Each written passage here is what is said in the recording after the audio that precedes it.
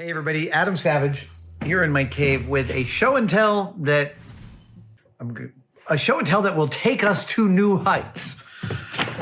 How about that? Here's what we're gonna do. I'm gonna actually climb up on a ladder here for this show and tell because it is about something you guys have been asking about, and it hangs from the ceiling of my shop. And I wanted to talk about it. And here it is. Oh yeah, here we go. Yeah. There he is. So a lot of people have asked about this thing hanging here. Yeah, it is one of my favorite things. This is my Norris head from The Thing. Norris, The Thing. Oh, okay.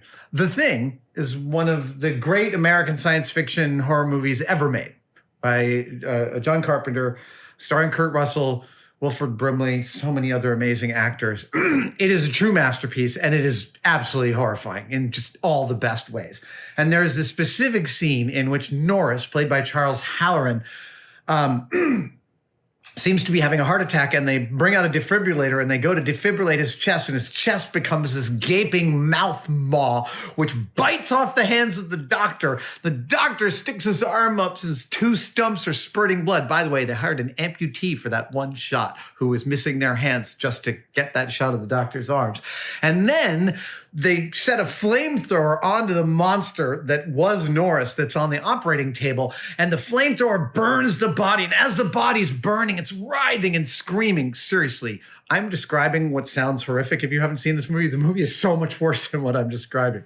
The monster is, contorting on the operating table, and its head falls off the edge, and now the head starts separating from the neck, and now it looks like it's kind of on purpose, and the head falls all the way to the ground and then starts looking around. Oh my God, it's just incredible. It starts looking around and it sees a table leg, and it sends its tongue out and lassos the table leg and pulls itself under this table to hide. And then it grows legs out of itself, turns upside down, two stalks out of the neck, and starts to walk around.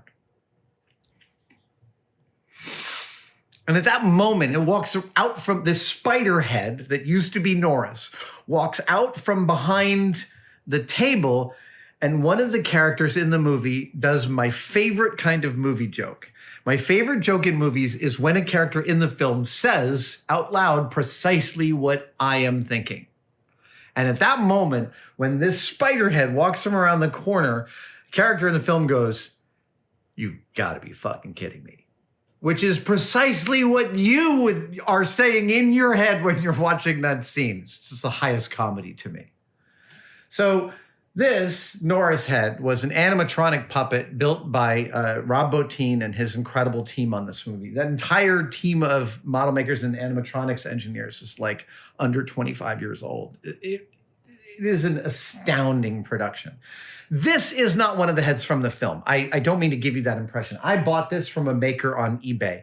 It is cast in polyester resin. It is a lovely sculpt. It's well done. It is brittle. Some parts have broken off over the years. The bottom of that leg is missing, and it's down on my sewing table below us here, and I just haven't gotten around to fixing it. It also, the guy who built this, it's been years, and I couldn't find that he has an eBay store anymore. It did take me like a year and a half to receive this. And I actually showed it to Guillermo del Toro, who bought a couple things from the guy, and they took forever to arrive. I'm not denigrating the guy. Like, look, sometimes making stuff can take a while, but when you sell something on eBay, to take 18 months to deliver it is a little bit of a tall order to ask of a customer. That's all I'm going to say. That being said, one of my favorite pieces in this space, it's just, who came up with this? And it has one really cool feature, which is I've got a security camera up on the wall in this shop. And if you tune into it at night, this head moves all the time. It's constantly moving. Yeah, it's really weird and creepy. It's constantly. And it's just some reason, some combination of the thermal load on the monofilament and the air currents here in the shop, some combination of that causes this thing to never find a place to settle. And I think that's kind of great. Like, that's exactly the kind of thing that should be a little haunted in a shop. There. I know you guys have been asking about this forever. My Norris head. That's the story of my Norris head. Thank you guys so much for this show and tell. And I will see you next time.